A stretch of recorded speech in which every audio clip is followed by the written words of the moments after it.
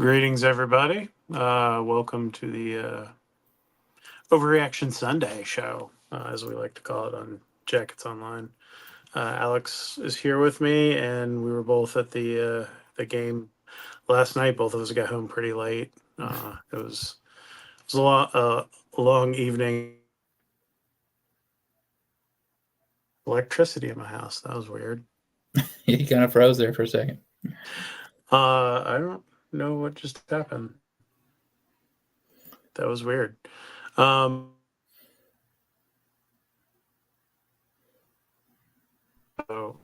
we're still alive. I think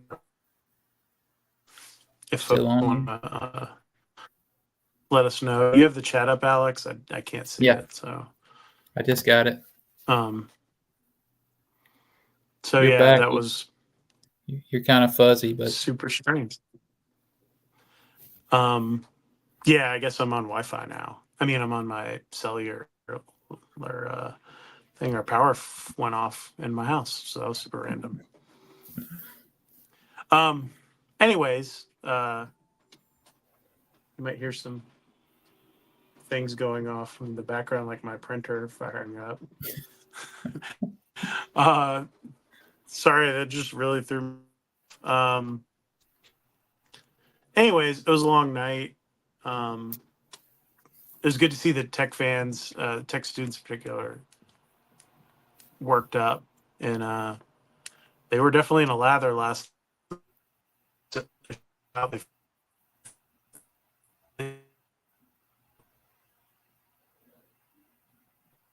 think I'm here by myself. Good student. What'd you say, Alex? I say you were breaking up a little bit. I thought I was here by myself for a second. I think you're back though. Oh, yeah. Huh. You look clearer now. Yeah, it'll probably be kind of funky until my wireless router kicks back in. Such are the joys of doing digital broadcasting. Anyways, I was saying that students were rowdy. That was cool to see. They were out in full force. A small crowd, but good crowd. And it was interesting. They kept throwing stuff on the field. Not sure what that was about. It was weird timing too. Yeah, it was like, I get when they like screwed up that call on Saeed on the phantom pass interference. That was a 7-point swing, but then they gifted them back the OPI later on that took a touchdown off the board for Duke. So I guess it sort of worked out, but not really. If the momentum had switched. Rough day yesterday in the league for the ACC officials too. That capped by the game, the Cal Miami game was certainly an interesting one to watch the fourth quarter of that at my house last night late while I was trying to save my story after a different technology issue with my laptop wireless router. I was sitting typing my story, and Alex looked at my computer. He goes, "You're offline." Like he noticed that the Wi-Fi had so my wireless adapter in my laptop that's not very old is wonky. Anyways, you guys don't care about any of this. It was a fun game. I was glad to see them win the game. It didn't, even when Duke took the lead 14-10, didn't feel like it was out of control or anything at any point in that game. I think they just kept their heads together and kept playing. And it's sort of the benefit of having played, a decent Syracuse team and, Florida State before they turned into dog turds and Louisville, who is a solid team. Whereas Duke's played pretty bad teams on their schedule. I think that kind of showed a little bit in that game too. Like Malik Murphy, still pretty inaccurate throwing the football. He reminded me a lot of some of the quarterback play when like Geoff Collins first got there with like James Graham, where he would take these shots downfield like they were kind of random. But without the running element. So that's why I guess he ended up at Duke from Texas, is just kind of an unpolished guy. But, maybe he develops over the next couple of years there. I'll be curious to see what he could turn into. But I was definitely not impressed. So sorry, hold on. There was some talk on the board too about NIL rules for him about not something in his NIL deal about him not running the ball a lot and stuff. So I don't know. I don't know how much you can believe of that, but he definitely doesn't want to run the ball ever. So No, he was like the game against North Carolina. There were some opportunities for him to run. I remember watching that game. There were some last night too, and just was not interested in it. So to each their own. I think in this day and age, there's not the market for pure pocket passer is not the same as it was 20 years ago. So it's interesting to me when guys don't want to embrace their athleticism if they're capable of doing that. Now, maybe he's not comfortable. I haven't thought about him as a quarterback in a really long time, so I couldn't tell you, whether that should be part of his game or not. But I didn't.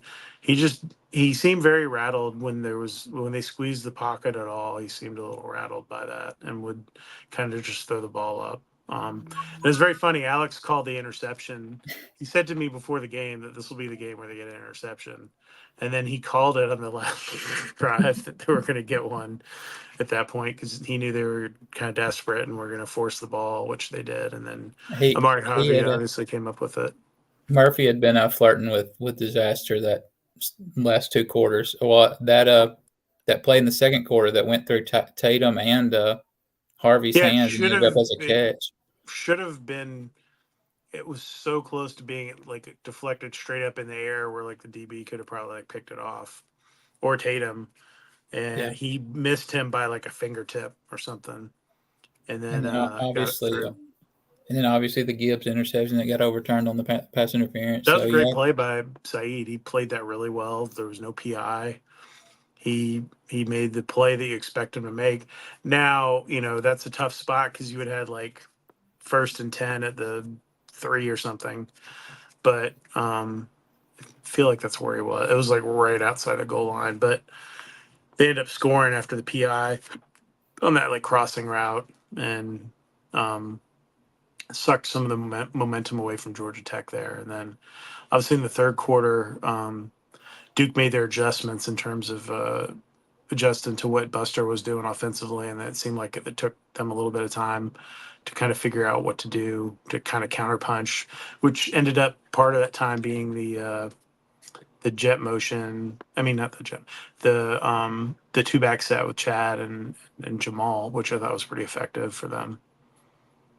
So yeah, and I didn't get all the way through the game rewatching it on the replay a little while ago, but the part I saw the second and third quarter when I watched it live, I was thinking the offense was just like bad. Like I don't know, they just weren't moving the ball. But watching it back, they actually did move the ball a little bit. They just got bogged down in the middle of drives, and I don't know. They would yeah, have they had one. like a 12 play drive or something like that, 8 play drive that went like like 40 yards, 50 yards or something. And then they got behind the sticks on a first down. I think Jamal got tackled for a loss or something, maybe. They got behind the sticks and then they never, it was like a 5 yard loss or something. And then they didn't recover from that. I feel like that was that position. This all, after doing this for so long, it all kind of blends Yeah, together a little bit. But off the top of my head, I'm sure there's like somebody that I've never been that guy that like just remembers that stuff, like the back of their hand. I always have I to go back try, and but check my notes and stuff. those yeah, when I'm driving home at 2 o'clock in the morning last night, I was trying to think back, and it was all the whole second half just kind of jumbled up together, and um, but yeah, I don't know. It was a weird third quarter, and I felt like after Georgia Tech got the stop on the fourth down, or well, they got tripped in the backfield or whatever, I thought they would kind of take momentum from there, but then Hey Duke man, a got the break's a ball. break, dude. They Yeah, haven't had a lot of them this year, so like, I look at that. People are like, "Oh, he fell down or whatever." It's a break, like, and that dude, he was worn out. He was getting hammered on every time he touched the ball, Star Thomas. So like, it wasn't like they didn't put a beating on that guy. The guy had run for like 700 yards or something in the previous 4 games. Like he had been their workhorse, and with was it Jarquez Moore? Is that the other guy that was out? yeah, he was He listed played as a like one starter. snap against North Carolina or something, and re-injured or injured something else. Man, he said, but like, it was interesting. It was they caught a couple breaks, they lost a couple breaks. There wasn't like Duke got, you know, was at a total disadvantage there. They had a nice kick return. Georgia Tech had a nice kick return. I thought it was pretty evenly fought on a lot of those fronts. And then they missed their field goal, Duke, which was big. And then Manny's, I thought the real turning point to me was a strange decision to go for it on that fourth down play that you're talking about, where they could have kicked a field goal Right. and make it 10-10.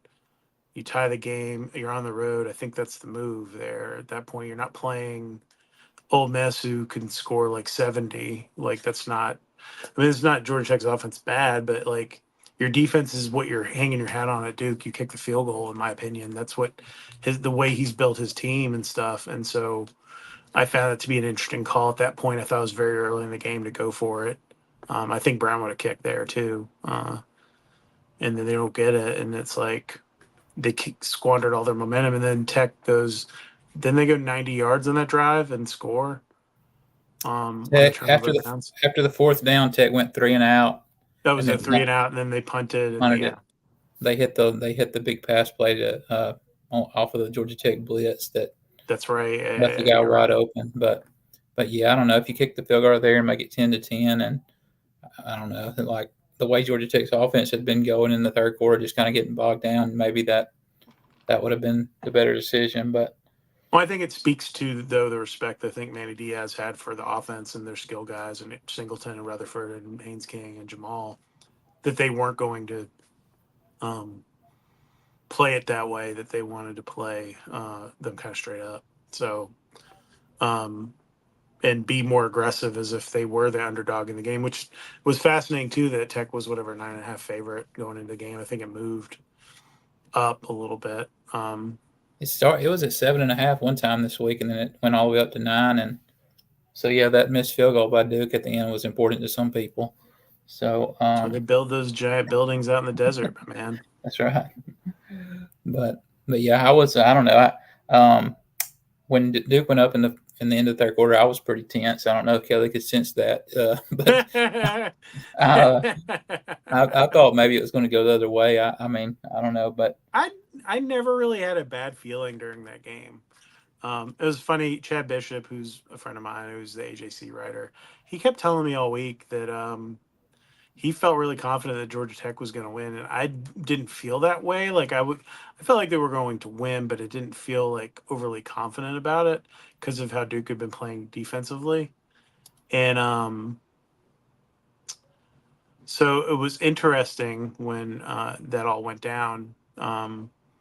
And it's funny when Duke went up 14-10, Chad sent me a text. Like he sits a couple seats down for me. He texted me. He's like, not feeling so great at the moment about my, because he was like super confident, like the whole week going into the game that he thought they had it, and it was not going to be like this. He thought they would win comfortably, which they technically did. It just didn't. It never felt comfortable until the very end of the game. I'm sure for Tech fans or anyone watching it. I mean, when I was at practice Wednesday, it did seem like there was a little more energy, and like there was a whole lot less black jerseys than there had been. Um, Not to get into So Brent specific. Key told like a whole story about uh, that they took Jamal Haynes has been wearing a black jersey since since the first scrimmage of fall camp. He got hurt in the first scrimmage of fall camp, and it was like this big secret. They've talked about it now, so it's not. We're not talking out of school at this point, but he got hurt in the first scrimmage. Jamal's talked about it, and so is Brent. And he wore a black jersey, like which is their non-contact color, for the entire. I don't know. I It mean, would have been. till the Louisville week, like before. Well, no, even then he was still wearing it a lot, and Right. then they threw it in the trash can this week. Brent said he had him take it off, and it was funny because I noticed when he came in, sometimes. So we see them come in sometimes, and like we had seen him in that black jersey even coming in from practice, and he had his normal jersey on for the first time in forever, and I was like, oh, on Thursday, I guess when we or no Wednesday, whatever it was, on Tuesday, I was like, oh, that's interesting. So, um,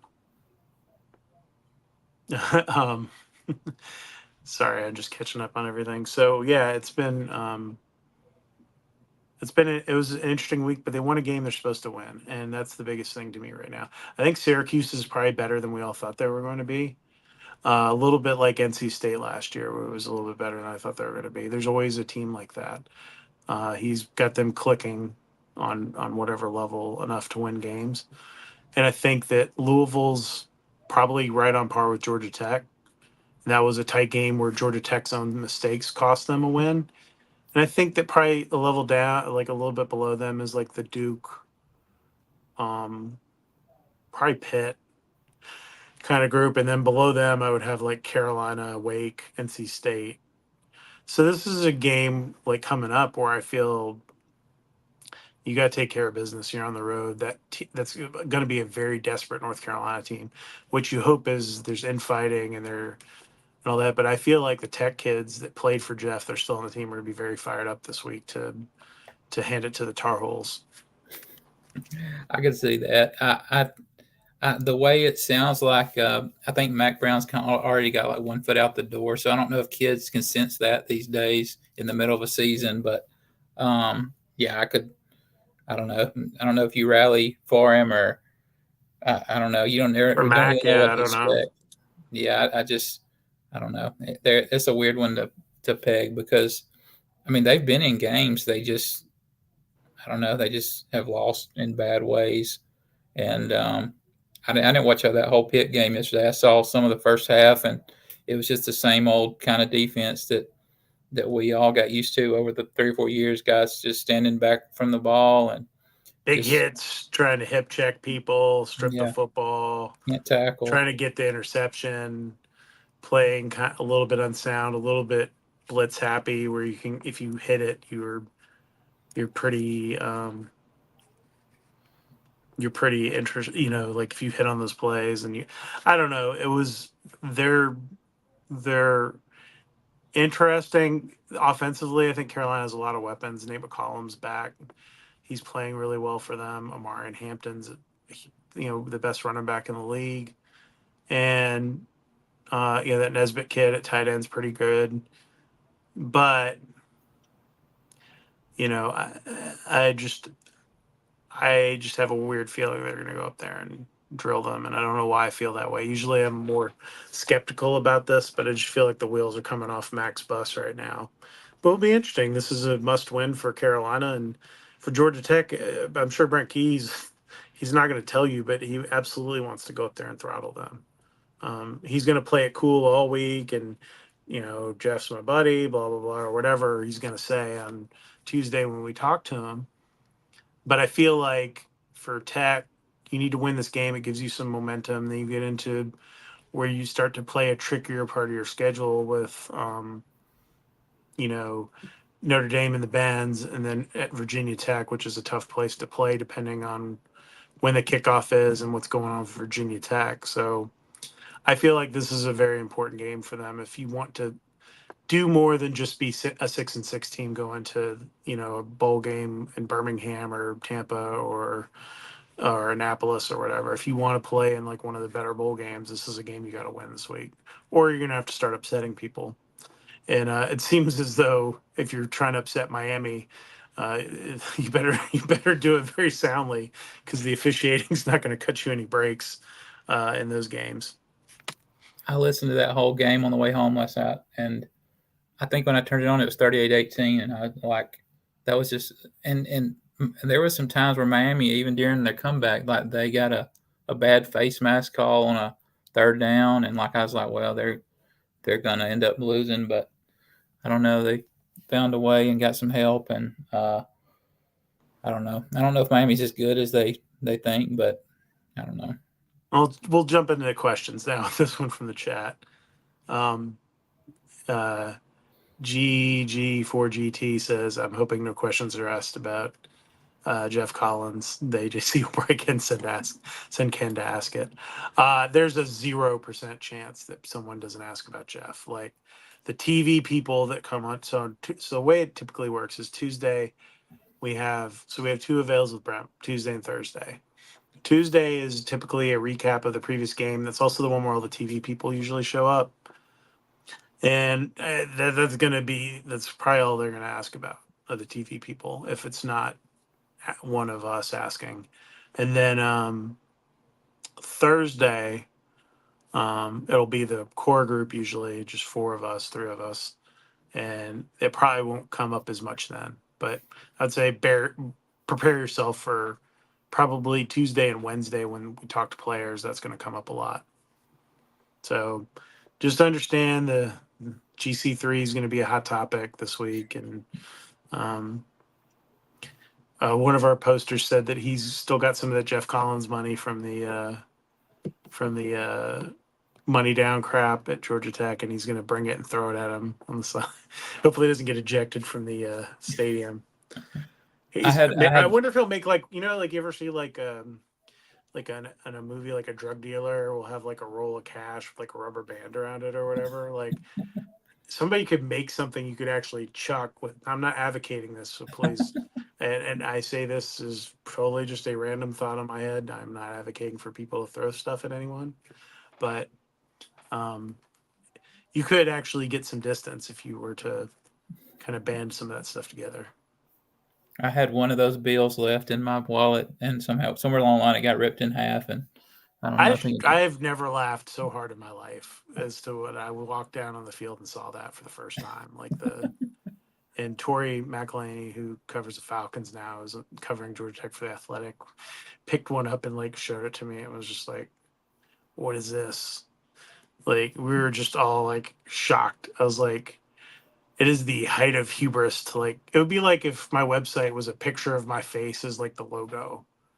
Like I'd never in a million years. Like, and there are a few people that are really old school that own websites that's like so and so's.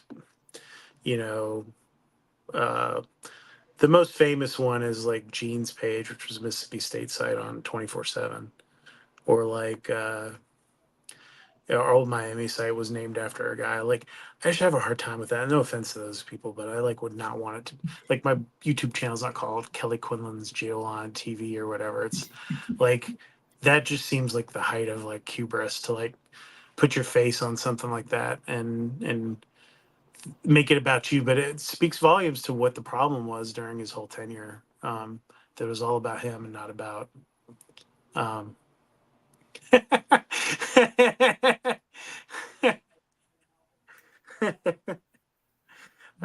my. GG4GT bringing all those gimmicks up again is throwing years of counseling in an attempt to forget the clown show away. Yep. We're rolling through them now. Yeah, the chat's getting pretty funny now. But yeah, I think it's going to be an interesting week. It's going to be absolutely miserable if Georgia Tech doesn't win the game. So for the first time all year, I will be probably praying for a Georgia Tech win on Saturday for my own sanity. I hadn't looked at the line. I have. It was like 3.5, 4.5, something like that. It was so it's basically a touchdown because the home team gets a 3-point advantage the way you look at it. It's like Georgia Tech was really a touchdown favorite against Duke. When you factor in home field advantage, I think that Carolina's essentially like a touchdown dog, which makes sense, especially since Duke beat them. It's hard for teams to lose 3 times in a row, so that's something else you think about going into this. You know, they lost to Duke and they lost to Pitt. I see Tech -6 right now according to this ESPN. So yeah, got a field goal. So that seems like maybe it moved since this morning, whenever the first line came out. I'm sure not a lot of people are betting on Jeff's defense after watching it this year. To be, and if Tech were lighting up a little more offensively, I think it would be probably a bigger line. But yeah, I'm not interested in seeing people's reactions if Tech were to lose this game. So please win the game on Saturday, Brent Key. Thank you. Because then the only way to like counteract, if you lose to like Jeff, the only way to counteract that is you have to like beat Georgia or something. Like that's a taller task. So like set the bar, hit that first bar, and then worry about the second bar later. Yep. All right, you want to get into these questions? Oh yeah, they have lost 3 in a row, Eric. Thank you. I forgot about JMU. That was That was the Louisville week. We were up there just absolutely mesmerized by what was happening. All of us in the JMU game. Yeah, that was a nice day for his defense again. All right, Alex, you want to jump into the questions? Overall. All right, first question. It says not really a question, but it said it don't recall any shotgun zone reads on 3rd or 4th and 1. I know there was that one where I think Alexander and Haynes just neither one of them wanted to let go of the ball. Yeah, Ended he up was in the like 4th trying to down. keep it, and Chad tried to keep it. That's the problem when you do the mesh in that on that play. And in that particular situation, it's Jamal. I think Jamal and him probably they're not never going to say this, but obviously the chemistry's a lot better. They've run that play hundreds of times in a game. With Chad less so. So Chad probably saw that he thought he had it, which he didn't. Haynes tried to pull it, which was the correct read in the situation, and it didn't work. Yeah, that would have been a first down if he would have if Haynes would have got the ball, but ended up being a 4th down. I think that was the Rutherford catch over the middle to keep that drive going. But the next question is about how bad Key wants to beat Geoff Collins, and like we said, he's not going to say that, but I'm sure there's plenty of extra motivation there, and Yeah, players too, Brent wants to obviously. beat everybody every week. Like it wouldn't matter if he was playing Nick Saban and George O'Leary. Like he would want to beat them. It being Jeff, I think there's more stress on him to win. I don't know that he necessarily wants to win worse. um, he has put a lot of that beyond him. Like we even talking privately, like he doesn't like when people bring up Jeff or want to talk about that or whatever. He feels like it's far enough in the past that people just need to move along and focus on what's at hand versus worrying about him. So that's it. I'm going to take this question from the chat here because I've been asked this a few times. So I guess on the either the radio broadcast or the pregame show, they were saying Haynes King was banged up. Is that true? He was going in and coming out of the Louisville game. He I was think sprinting around just fine. Like so, they do like these throws and then they sprint. I thought his running was fine. Now that doesn't mean he couldn't have something else wrong with him. But to me, it looked to me like he was trying to protect himself a little bit on some of the runs. Like he was dipping his head and not looking like upfield like he usually does. And there were two runs that I remember in particular. He just needed to cut back behind his blocking. And instead, he just kind of ran into the back of the blocker and into the defender because he had kind of tucked his head and kind of pulled the body down to protect the football. And that seems more like you're protecting your body. And so I don't know. That's one of those things you're not going to really necessarily get an honest answer about in the middle of the season. Everybody's banged up that's played. He's played whatever 400 snaps at this point or something like that. Everybody's pretty banged up. Let me see what he's at this season. I mean, Where obviously he's taken some big hits. Like he took a big hit, I think. 369 plays this year already. Yeah, I mean, and they've run. How many times has he run the ball? Haynes has run, 50 something times. So yeah, you're taking a lot of punishment. So yeah, I don't know. It'll be interesting to see. I just he limped over to the sideline during one of the late drives, but that was just like I don't think that was something that there was already there. That was something that happened on that specific play. Like he might have got hit in the I don't know in the thigh or something, but he was a little limping around. But I don't think overall he's injured, but definitely has accumulated some hits that have made him not as much of a running threat this year. Williams asking, uh, throwing in the middle, not taking a lot of shots there. Is this something that Haynes does do well?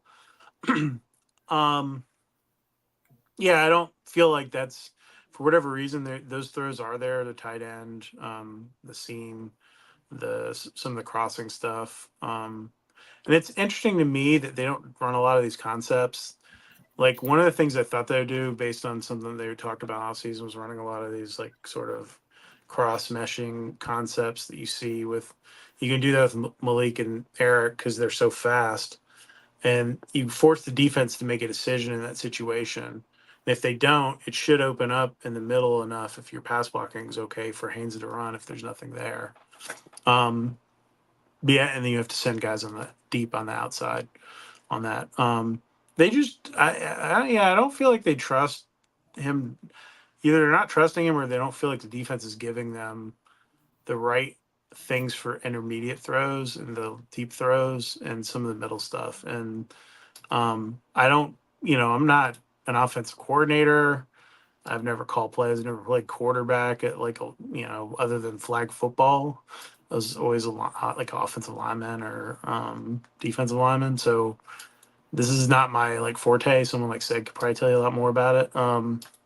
But you won a national championship, though, didn't you, on NCAA football, right? I did, and then decided to reset my saying because that's not hard enough for me.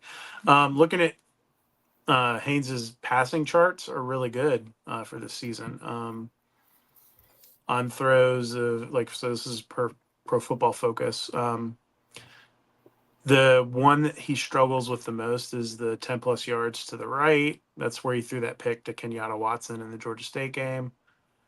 He's been good on his deep throws in the middle and the right, but not on the left. He threw a terrible pass into like triple coverage to Malik on Saturday on the one deep shot that there were one really deep shot they took. There were a couple times they took shots downfield that just weren't there. The guys were covered, and he checked down and threw to the running back. And I think people missed that and all this too. He's extremely accurate on the anything behind the line of scrimmage and anything in the first 10 yards of the field. So like the bulk of his passes are, let's see, what is it? 78 of them are in the middle, either behind the line of scrimmage, between the numbers, or 0 to 10 yards between the numbers. So they are throwing that, and they've thrown 17 on the 10 plus in the middle. So they are throwing them, just maybe not as much as people would like. So there you go. There's an answer. Buster Faulkner would have to give you a better answer. I ran into him going into the Mediaville on Thursday. He was going out for a walk with Jeep Wade and Trent McKnight. And I was like, hey, you want to come talk to us? He said, I'll see you in the spring, Kelly, which is the next time he's supposed to bowl game, if they're in a bowl game or whatever, any postseason thing. But and I'll grab this one real quick too, because this may tie into something later. So Jackson Hawes, injured ankle, was like heavily taped up. He tried to go. He played on the opening kickoff of the game, and like was like, I can't go.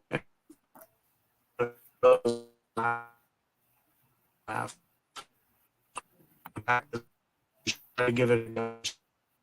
And it was bothering him. But he I think we're losing you.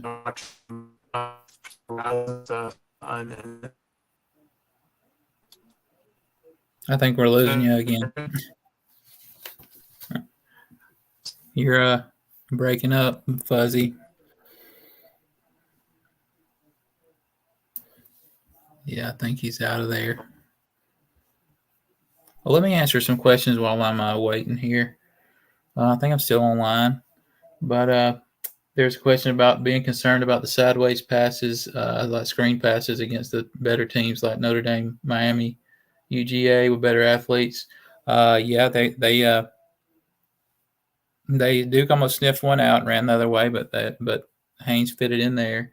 Obviously, you're not gonna if teams are really aggressive on those kind of routes, you're not gonna run as many of those. So yeah, I mean it depends on what you see on tape. So I don't know. Notre Dame, Miami, and Georgia probably has better athletes on the outside. So maybe might not run as many of those. All right, we switched places. That's You're weird. back. So what was the last thing you heard? I was talking about Haas?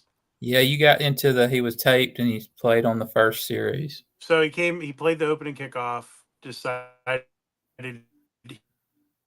Oh no. so he ended up changing to street clothes in the second half. They had Nathan Brock, tight end coach, had worked him out before the game, and he was trying to go, he just couldn't. So that's my internet's apparently not happy. So that's what's going on. But yeah, he tried to play. So that's Ryland played 75 of 83 snaps last night. Avery Boyd's banged up. Josh Beetham was out with an injury from the Louisville game. He'll be back this week probably, or the Notre Dame game. And Hawes should be back. Boyd's kind of a day-to-day, like, lingering injury thing. So that's what's going on there. Yeah, that was Is the my next connection question. real bad? It's fuzzy, but we're hearing you clear, I think. Okay, cool. The picture's clear. The picture's fuzzy, but the audio's pretty clear right now. There's a question. The next question was about Avery Boyd. Where was he yesterday? He was used sparingly. Like Kelly said, he's a little banged up. And a lot of the tight ends are. So he wasn't used a lot.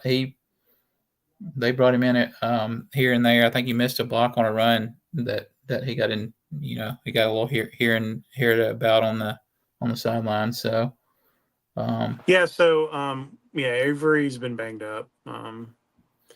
And to be honest, in that game, the way they were playing, it made more sense to use the better blocker of the two.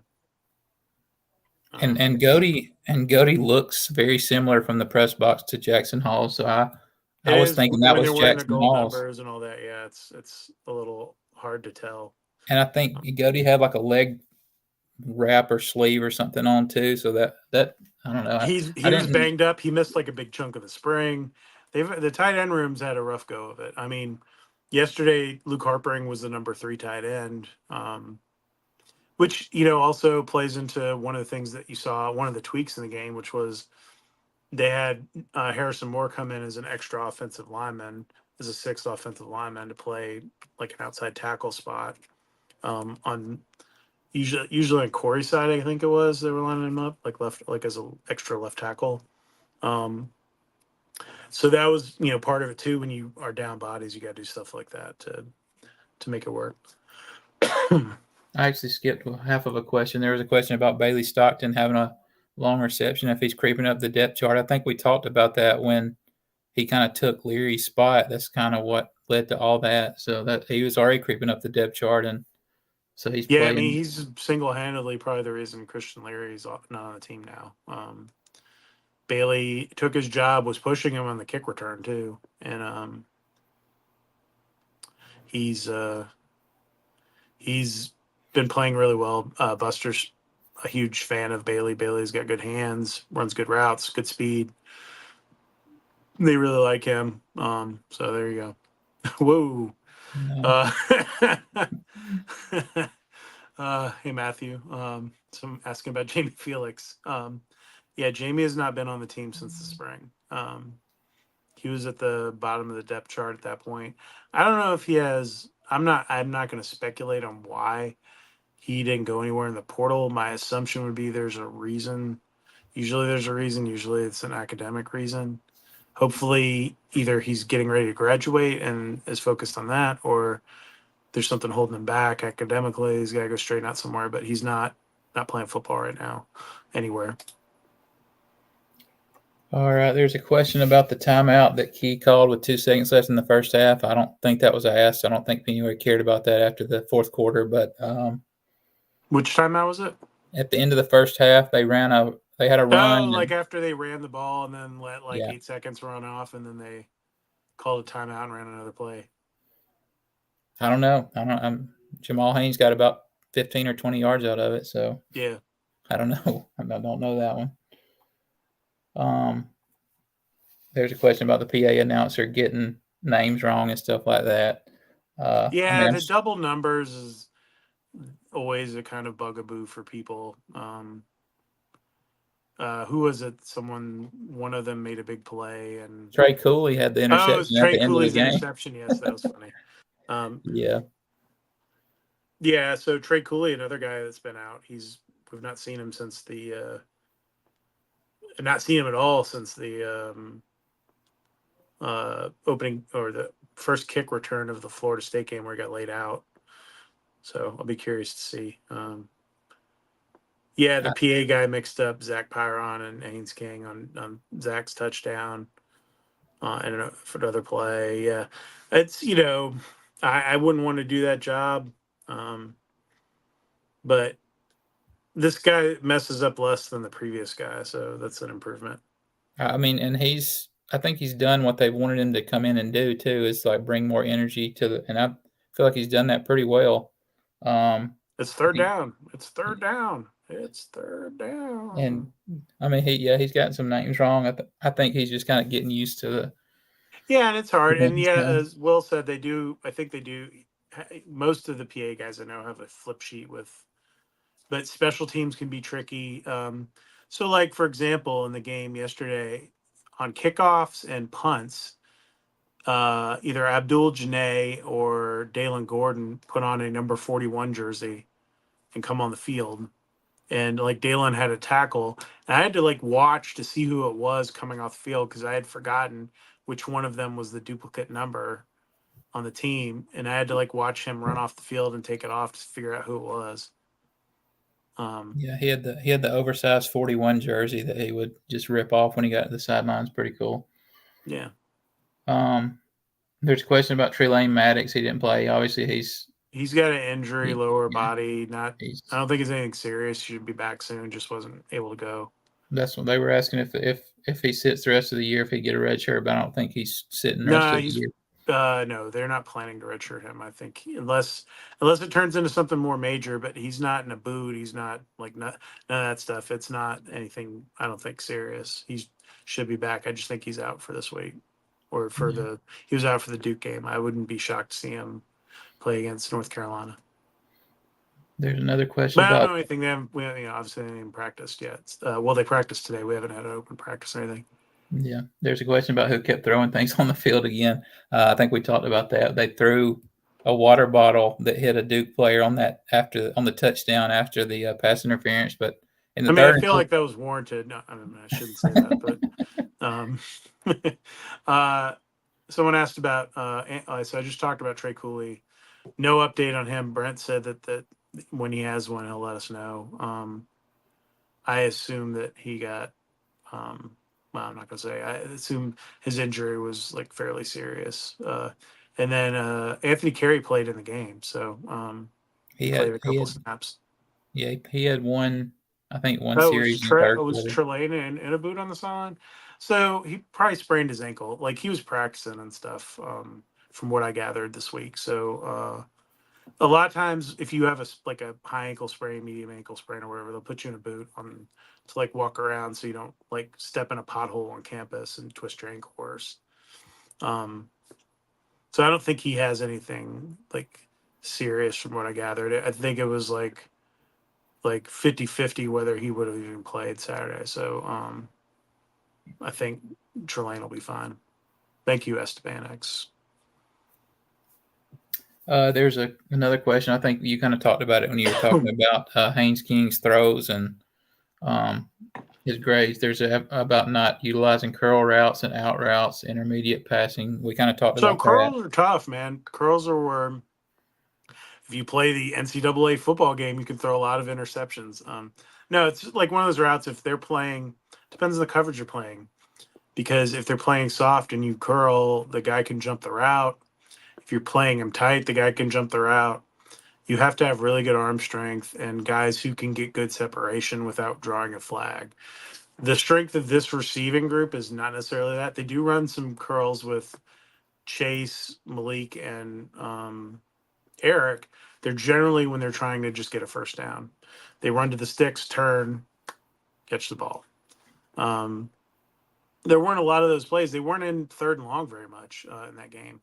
They were in third and controllables a lot where they were able to run the ball or set up a fourth down or whatever. So there wasn't a huge need for that. I mean, it's sort of like asking why they don't run slants. Like I don't know that, like, if you're getting jammed and you run a slant, they're going to get off the jam that well because those guys are not big receivers like that. You know, the little ones are bigger, Leo and Abdul, and Abdul's hands could still use, you know, more consistency. And you know, Leo played one snap last night. He was Abdul played instead of him, and then Isaiah Canyon played the other receiver spot behind Eric. So it was definitely a different. They're definitely playing with the receiver rotation a little bit. I think that was one of the things they changed coming out of the bye week for whatever reason. Abdul had some really good block late in the game. He was That's in what there. he's good at. He's good Yeah. at blocking on the edge. He's good at catching the ball, like in certain situations and third downs and stuff. He actually got his helmet ripped off by the Duke guy on, I think, on the Rutherford screen. I mean, he had to come out of the game. It should have been a penalty on Duke, but you know, we talked about officiating and how great it's been. So, um, there's a next question about Horace Lockett. He didn't participate again. Is he a redshirt candidate? Possibly. He's my sources tell me he's been on the scout team lately. So or like working with the scout team. So I don't know. I mean, you look at it, Jordan Vandenberg played really well. They put him in the starting lineup with Zeke. Zeke was okay. They didn't play him. He didn't play a ton of snaps. Zeke, what did he play? Um, I noticed when I was rewatching some of the game today that Zeke was not. He was playing. He was not playing his usual spot. He was. he was He was. playing the D tackle instead of the Yeah. nose. Yeah. Yeah, so they switched that up. Vandenberg was playing the nose, and Zeke was playing like the three technique, and Machias was playing the three technique with him. Those two were alternating. Um, but I mean, you know, to say Zeke didn't play a lot, Zeke played three less snaps than Jordan Vandenberg. So I think that you know, Vandenberg played really well. Thomas Gore. They seemed to switch up what they were doing. I haven't looked at it again. Maybe they weren't playing a zero. Maybe they're playing 2 3s. I haven't looked at it to see what they did in that game. Maybe they weren't playing a true nose. I wasn't paying attention to that particular part of the game on Saturday. I was kind of looking at the linebackers because they weren't playing well. Trying to figure out. Well, Trent played well, but Kyle didn't have a great game, and Jackson Hamilton really struggled. There's a question about Faulkner's offense gets vanilla after a certain. I don't know if it's vanilla. I just think that he's still trying to figure out a groove. Like we talked about last year. He kind of figured things out in the middle of the season, and I don't know. They go through lulls in the middle of the game where they can't. Well, I think that happens with any offense. That's Right. I think what's going on. If you want to really get into it, my theory on this, so it's mostly the third quarter that people talk about. So what happens in the third quarter, right? They go into the locker room at halftime. So he has seen what I think Buster calls their Ferrari screen, which is the screens they were running to Eric and Malik. Okay, so that was their big wrinkle this week, to go heavy on that to open up the run game, because they had to start. They could spread them out to. They would have to go cover this, prepare for the screen. So you would spread them out and open the box up to run the football. So whatever Manny Diaz and his defensive coordinator did at halftime, that counter, Buster didn't have maybe the best counter move for that. And I think that's where maybe he's getting caught a little bit. It's taking him more time to make that adjustment in the third quarter. That's where Paul Johnson was really good, or Ralph Regent, or some of the other OCs that Tech had over the years, is coming up with whatever that counter punch is. And they ended up finding one of them, which was that two back set where they were running. That worked really well for a few plays, where you had one of the two guys lead the other guy, and you can run in either direction. I thought that was effective.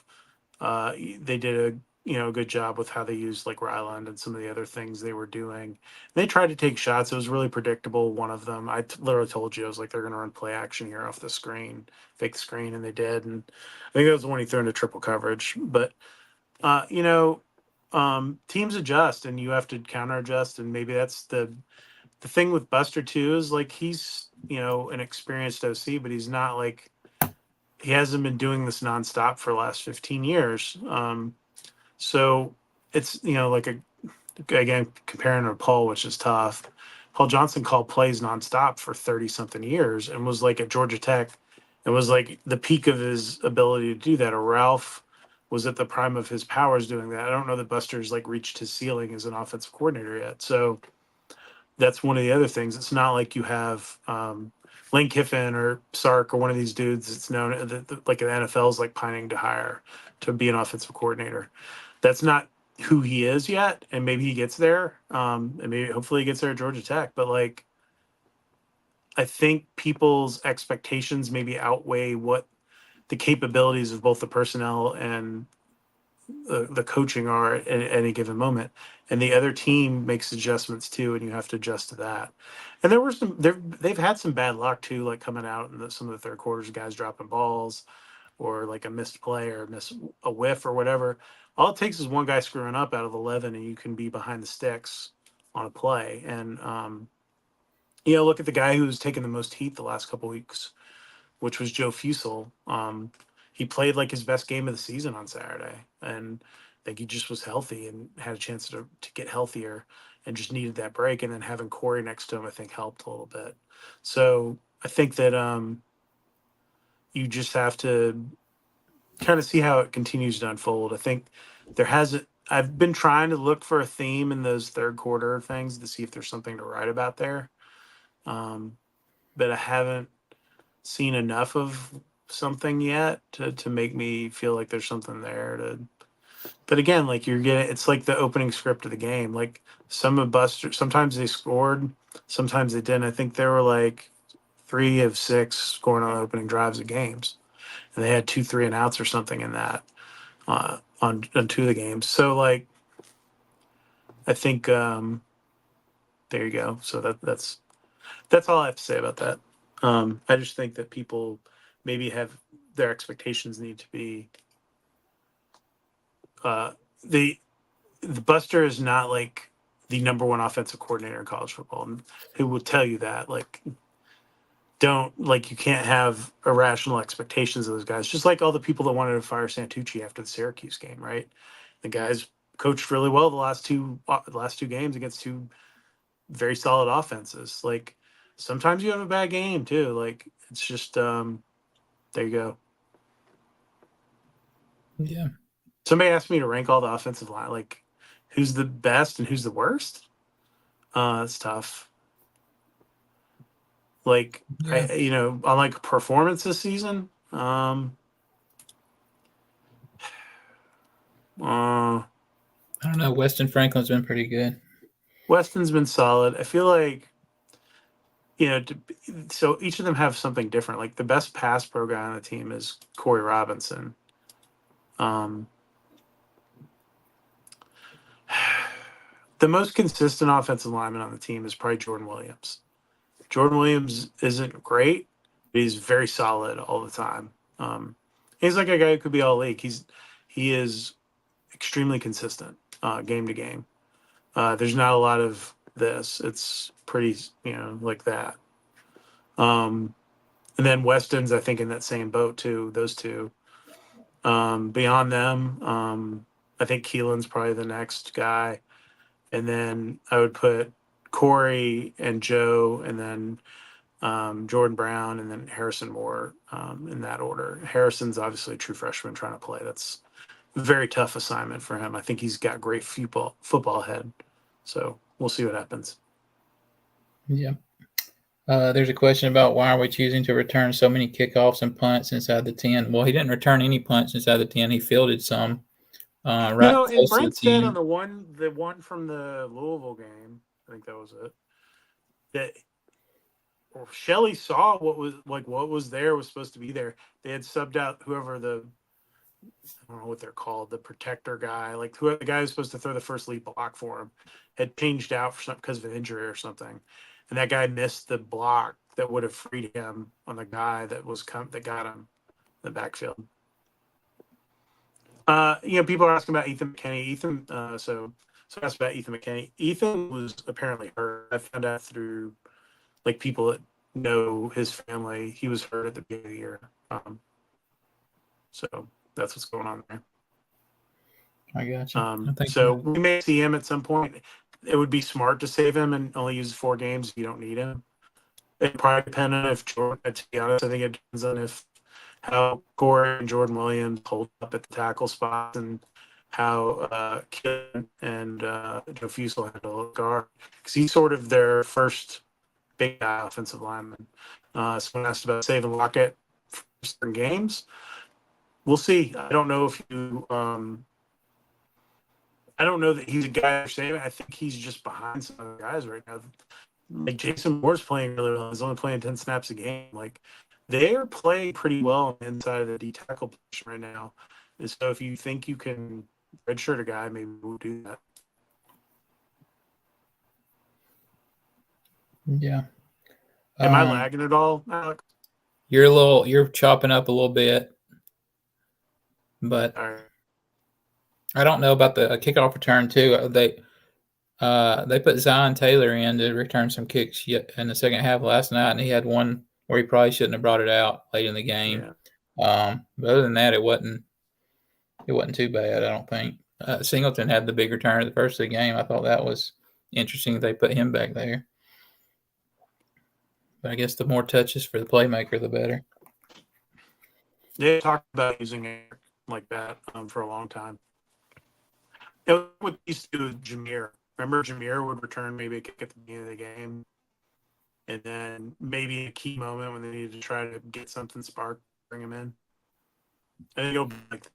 You're not going to let him do every one, but you can use it to spark something. Right.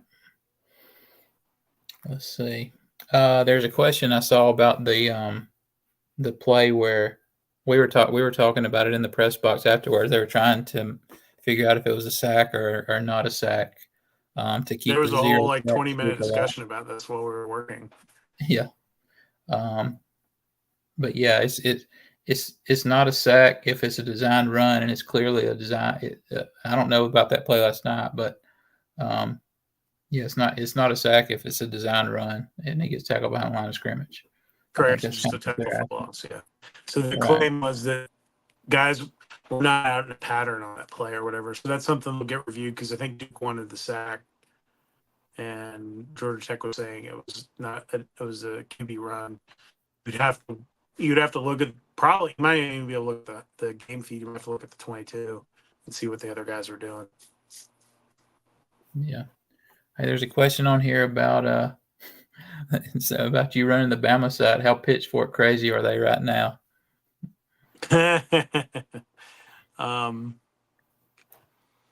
It's something, dude. I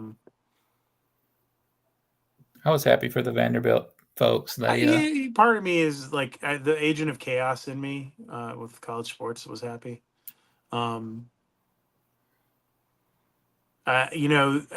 went through this with Saban. They lost to Louisiana Monroe's first year. One of my friends, Clint Lamb, who covers Alabama, he had a great point about this, that he was reminding these UGA fans taking a victory lap that Kirby lost to Vanderbilt his first year.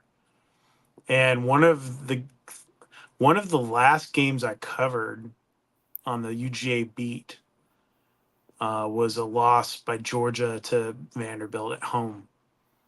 So, it happens. I think right now anybody can beat anybody, and it is what it is. So, and I was texting my friends and family that are Bama fans like it's the 12-team playoff system now. Like it doesn't mean a whole lot in October. Like as I know you don't want to lose to Vanderbilt ever, but I mean everything's still in front of them. It's not like they're out of the race. They just beat Georgia, so. But so Nick's bringing up the caliber of players that DeVore inherited versus Saban. Yes, but he lost a lot of guys to the portal.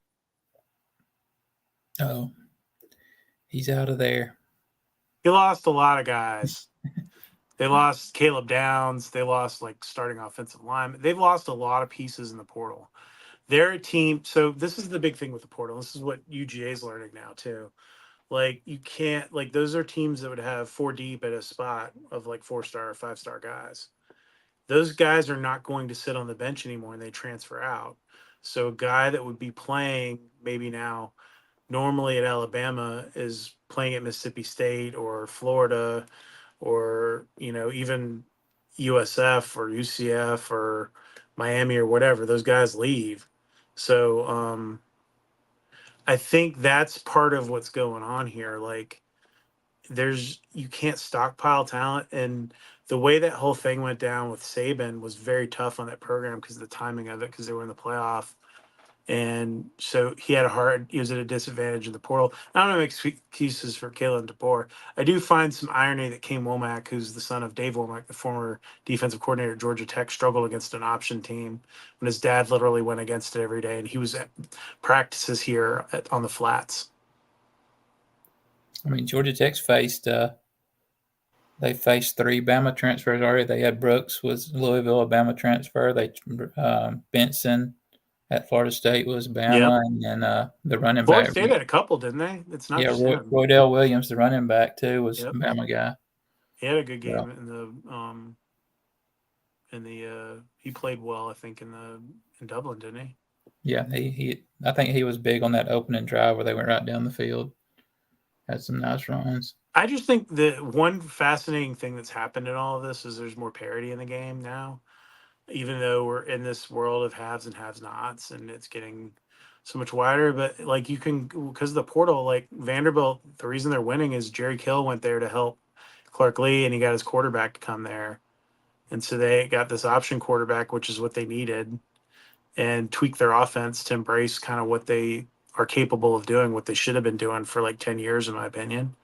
And they're playing better. Like I think that, look at like BC right now kind of lives or dies on how Thomas Castellanos plays, right? Like that's what they've been like for 2 years. As a guy they got from UCF, who Gus would probably kill to have right now over KJ Jefferson. So it's fascinating. Eli Holstein, who's the starting quarterback at Pitt, was the fifth string quarterback at Alabama last year. Um, it's a weird world we're living in right now, but yeah, I think it's hard to figure out.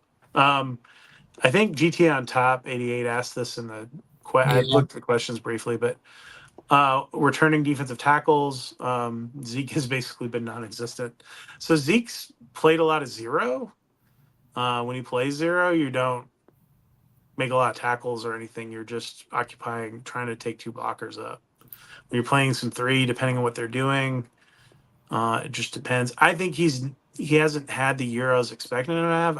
I wouldn't say he's non-existent. Um, I'm trying to remember what class. So the one thing that I struggle with now, ever since the COVID stuff, is remembering what class people are in. Like I remember I was talking about Romello Height, and technically has like another year, or like Haynes technically has another year. Um, yeah, I don't know. I think that the D line's playing pretty well. You had different guys make plays on Saturday.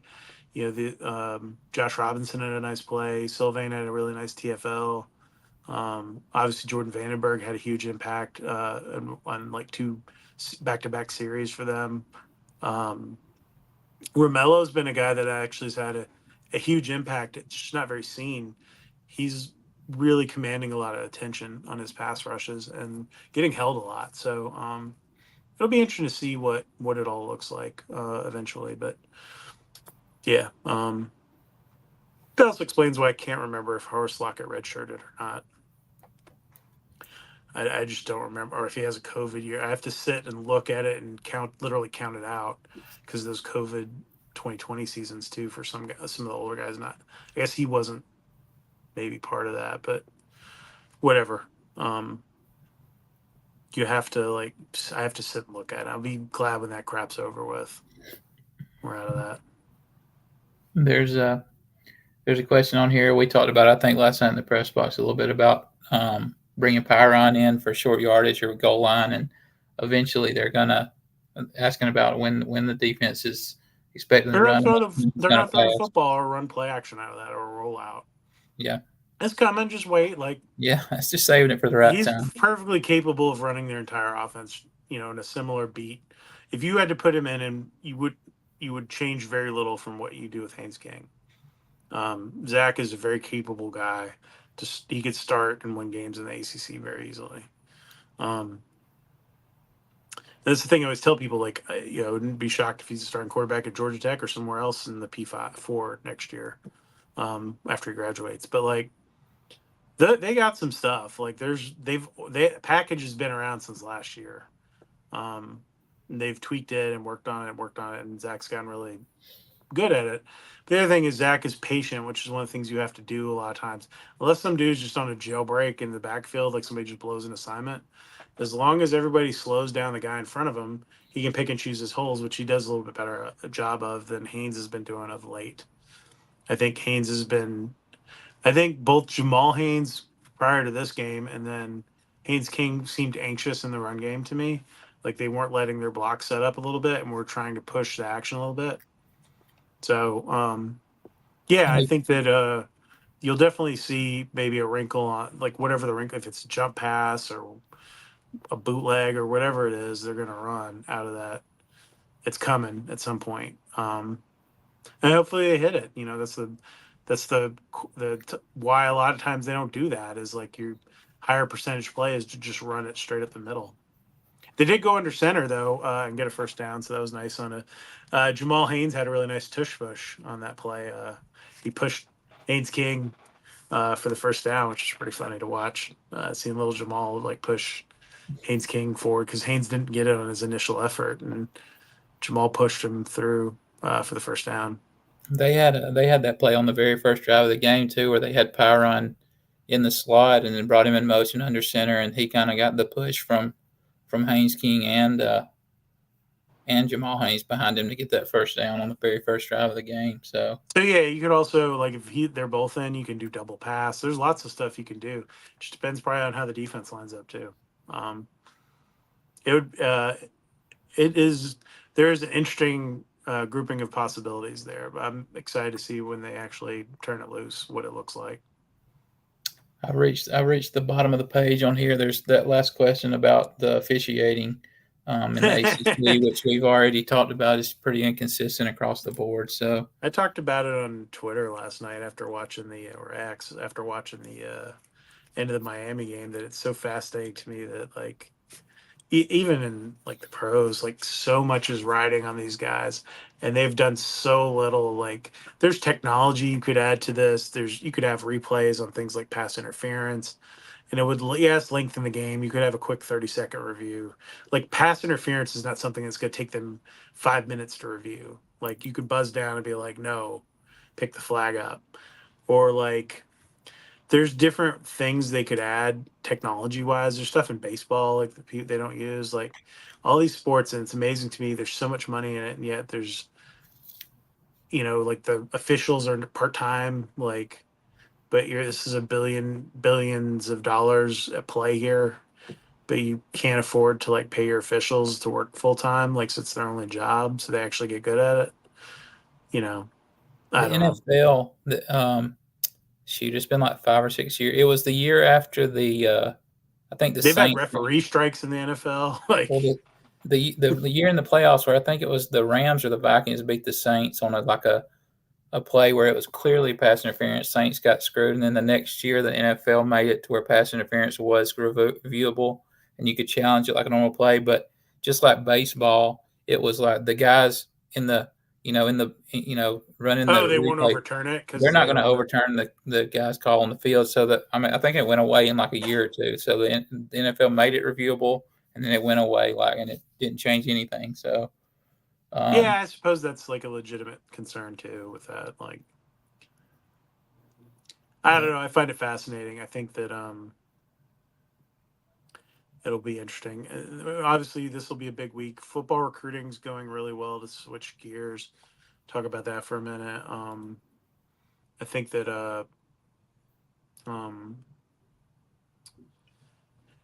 I think that Brent and them are starting to gain some momentum on some younger guys. They had some kids committed to other schools. Alex has got a bunch of updates on that going on the site. We'll be updating them throughout the week. Really, probably the next 2 weeks because they're not going to be home again until technically not really a home game, but a home game at Mercedes-Benz Stadium.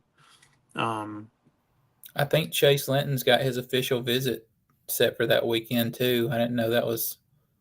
I think he's going to Georgia this coming weekend. Then he's got Georgia Tech for the Benz game. So I've heard some stuff about Georgia maybe not being as hot on him, so it'll be interesting to see what happens with that one. Yeah. I'll take a minute here too before we. Um, oh, so you mentioned big news in recruiting before the Syracuse game. That the outcome affect the news you mentioned? No, there's been a lot of stuff going on with that particular kid that's caused him to delay. He hasn't committed anywhere, so that's what's going on there.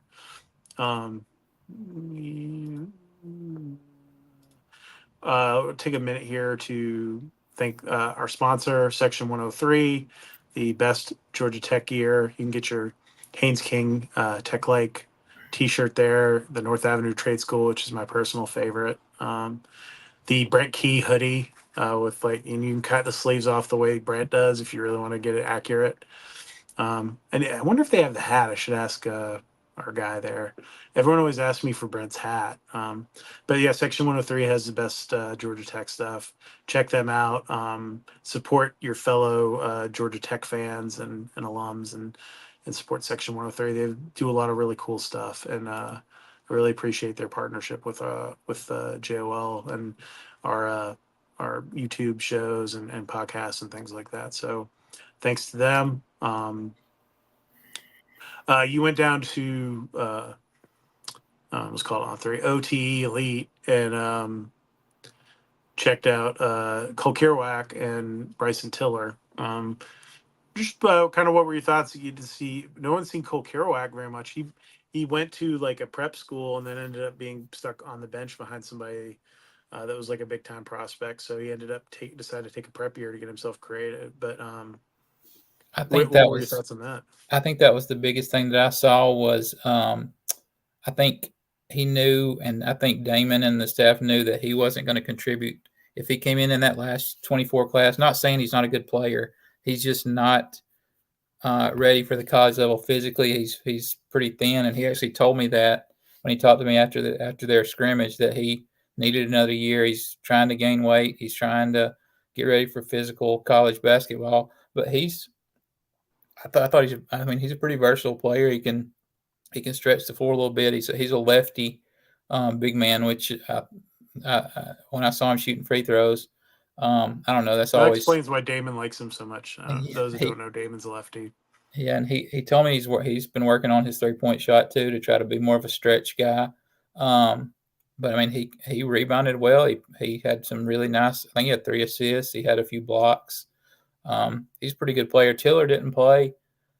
He's coming back from some kind of injury. I don't know what it was. They wouldn't really talk about it, but he said he should be back by the time the regular season starts, which I think is the 1st of November for OTE. But yeah, I mean, I talked to Tiller, and he kind of told me his Final Four, and he talked really well about Georgia Tech. I think Georgia Tech feels good about his chances with him, and I think he likes Georgia Tech too. I don't know, when you're going up against Indiana, Kansas, and then Bruce Pearl's at Auburn, I just think that says a lot about where they're at with recruiting right now with Georgia Tech. I'm going back on Wednesday. I think it's Wednesday to see the other Georgia Tech commit, Fleming. He's on a different team. But like I said in the update, when you got Kerouac and Fleming both there to talk to Tiller about Georgia Tech, that can't hurt anything. So. I mean, they've got a lot of spots to fill. I think Kelly was telling me they have more than people think to fill in this class. So And they're expanding the cap to 15 or whatever. So you have to kind of adjust for that as well. I think that and then McVeigh too. I didn't mention him. He wasn't there Friday. He was on a visit or something, which I thought he told me he was done with visits, but he's down to his last 5 too, and he spoke really highly of Georgia Tech. So they're in that there, and that's a good place to have connections because OTE's got kids stacked up for the next few classes. That's really good. So having a good connection there can only help them. So I was just blown away by that place. overall, like I'd never been there, and it's incredible. I mean, it's state of the art, a lot of money in it. Um, if you're a big time basketball prospect, and you don't want to go the traditional high school route, that's the place to be because they It's do it kind of all. amazing having that down the street. It would be where Derek Favors would be now, or like Amon Shumperts, or like the people that, Crit, whoever. Crit's probably a bad example, but a lot of these guys that played at Tech over the years during the Paul Hewitt era in particular, when they were I won't equate it to Kremen's era because it's totally different, but definitely the Hewitt era when they were recruiting at a really high level. Damon's trying to tap that market. It's a closed market. They're there. They can come over anytime, and that's not a dead period, and check things out. It works out really well. It's literally, you could walk from campus over to the OTA stuff, or take one of those little like scooter things that you can rent with your phone. Um, That's what that Gillespie kid told me when I talked to him. He's there now too.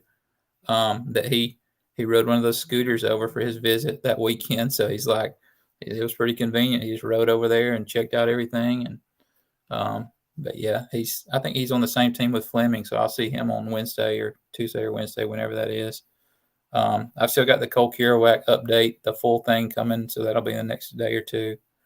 But yeah, I and know. so we talked to Nell Fortner and Damon Stoudemire on Friday. I just put the audio up. Of note from that, Damon's not trying to save anyone's shirt.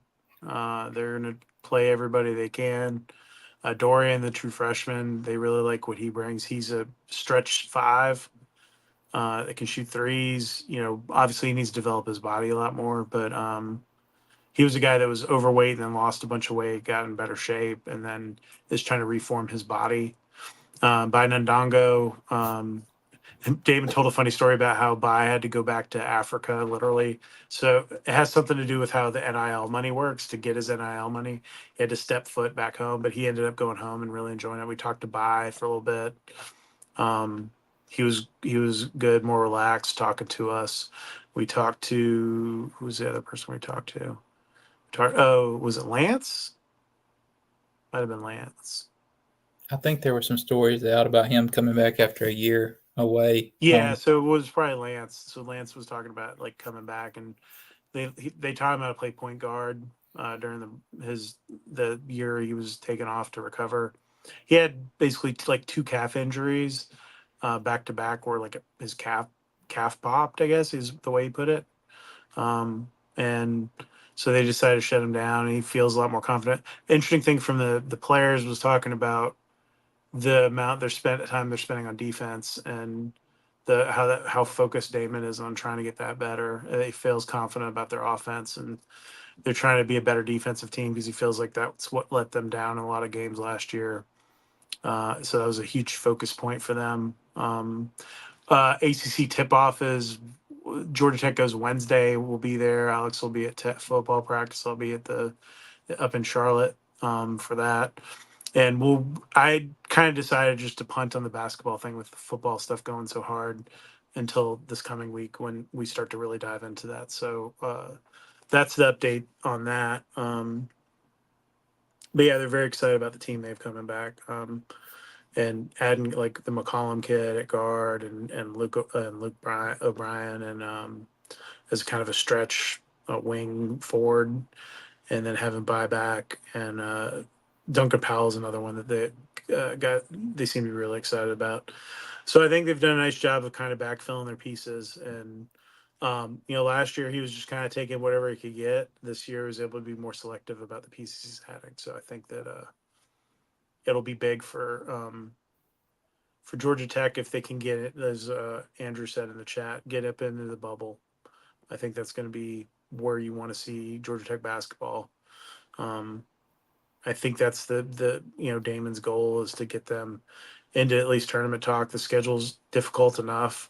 They've done an interesting thing where most of their really high level games are on the road, so you'll get more of a bump out of that if you win some of those versus losing to I don't know. I'm trying to think. Oh, Northwestern or whoever it is on Oklahoma or whatever. Like those, some of those didn't have a choice about like the Oklahoma game, but losing those games on the road's more valuable than if you were to lose them at home. So I think it's going to be interesting to see how they match up. Buys lost some weight over the summer, so he's got to try to put some weight back on. But other than that, they look pretty good. I think I talked about it when I did my little schedule analysis too. It's not great scheduling with the Duke game at home in December, 3 days before When Christmas. school's But out, they have 3 home games yeah, in a row with school out, which is awful. but as far as competitive wise, you get North Carolina and Duke in December, and then you don't see them again. So, I mean, January and February, when you've got that mix of everybody that's about even in the ACC, I mean, I think that worked out as far as competitive scheduling. I think that's good for them. So yeah, like their back half, I remember they have like road games with like Pitt, Boston College. I think they're home for a game, and then they end at like Wake Forest or something like that. So yeah. I was going to say too on the OTE thing that those tickets for like regular season games are like you can just go buy them and go. It's not like a closed thing. So I don't If you want want to go watch it, yeah. right. Some So people like it, some don't. I found it weird to watch, not understanding some of the rules that they play with. Like, uh, I had the guy have to explain to me, the media guy sitting next to me on Friday. They get to the fifth foul of a quarter, and instead of doing the regular bonus, they have a thing called the big bonus. They have a guy stand on the edge of the court for the other team, and then a guy, they start at the free throw line at the other end. They have a guy behind them. So you basically have a 5-on-3 for like 14 seconds. And then they say they do that to create more highlight plays. So I don't know. That's pretty outside the box thinking. I had no clue what was going on when I saw a guy standing ready to yeah, the sprint up first from the time I free throw saw that, line. I was watching on TV. It was like, what? And they have like, so on TV, they have like these like crazy announcer dudes that are like super into it. So they're not breaking it down for like someone that has watching it for the first time either. So like you're like, what the heck is going on? So it's pretty funny. But yeah, like I said, for regular season, you can just go buy tickets and go watch. So Georgia Tech fans, if you want to see those guys and see them against top level competition, you can go see for yourself. And I mean, Or I get an autograph or something, I bet too. yeah, I mean, Or a it's picture or something. I imagine yeah, it's not that like probably that uptight. no, it seemed pretty laid back. And basketball, they played music during the whole game, so it's different than going to watch a high school basketball game normally. So Hey, you can't hear all the swearing with the music playing that you would hear right, at a high school game. there was a one where I heard that there was a play where Mr. Kerouac didn't get back on defense in time, and somebody let him hear about it with some language that I can't repeat. But after that, he the last 2 quarters, he was really good. He really played well. So, but yeah, That's cool. but Good deal, everybody. Appreciate everyone joining us on Sunday. We should be able to do this next week after the thing. We might, depending how weird this week is, maybe we'll do something else during the week. I don't know. With the unusualness of the former head coach, it'll be the first time. I'm ashamed I don't know this. Did Tech play? And you probably don't know this either, Alex. Did Tech play UCF when George was there? Um, um, I I'm don't. looking it up now because I don't remember. I feel like they did. Like there was a game maybe, but I could be wrong about that. I know that the one that they played Ted No, Roof they a few played times. before he was there. Okay.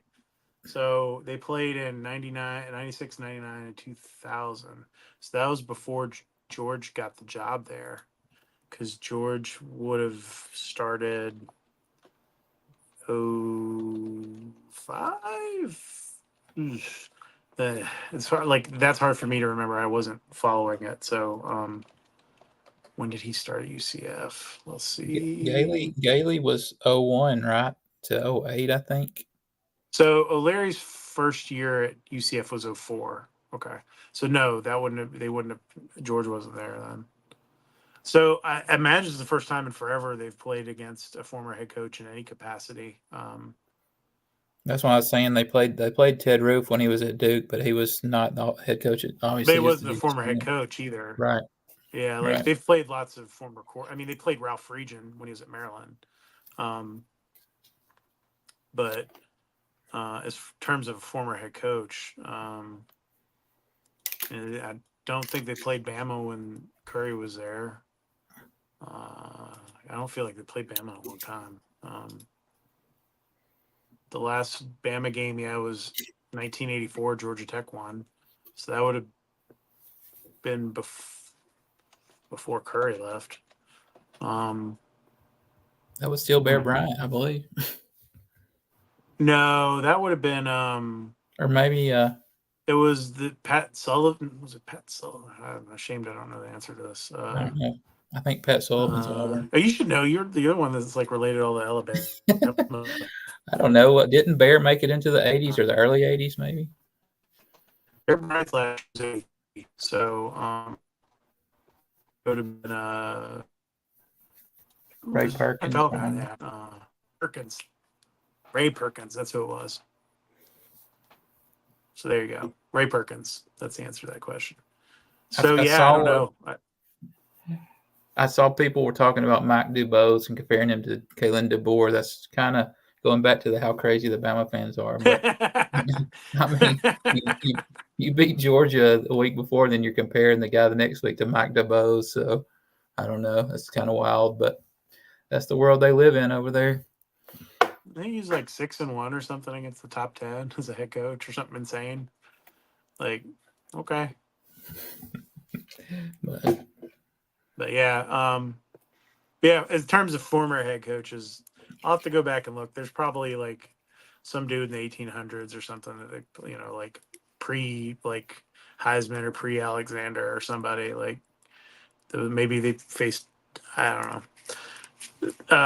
Maybe it'll be in the notes this week. This is the first time they've done that or something. Certainly, Chan wasn't OCing in college or anything. He kept getting NFL jobs somehow as an OC, so they didn't see him. I don't know. It'll be an interesting game, especially since it's not as removed. You still got guys who played for the former coach, so that'll be the big thing this week. I'm waiting with bated breath to watch the Geoff Collins presser tomorrow. I haven't watched one of them yet, so this will be a nauseating experience for me as somebody that was very tired of those press conferences by the time he got fired, if it's anything like what they were here. But yeah, we'll see what happens. I look forward to seeing kind of the Georgia Tech algorithm this week of making fun of Geoff Collins too. I'm sure that's coming. I'm sure there's gonna be like Waffle House memes and pictures of Jeff like Bojangles or Cookout or something. Cookout cup, like just photoshopping like a Cookout cup in his hand or something. I'm giving people all these great ideas for like nothing, and I look forward to seeing if it does get entertaining though. But appreciate everyone for joining us. Obviously, Alex and I are pretty wiped out after yesterday, getting home so late. So hopefully we weren't too silly. And thanks. And make sure you subscribe to Jackets Online. Check us out there. Check out Section 103 for your ultimate Georgia Tech gear. And Alex, any final words? No, I'm just excited about this week going up to Chapel Hill, and I think noon kickoff is a pretty good spot to. The fans aren't getting too crazy up there yet, and it's almost basketball season, so maybe they've already turned the page, and maybe kind of a slight crowd on Saturday, but who knows? But big week, a game that Georgia Tech needs to win, obviously. So we'll see. I think they should be all right. All right, guys. We will see you soon. Take care.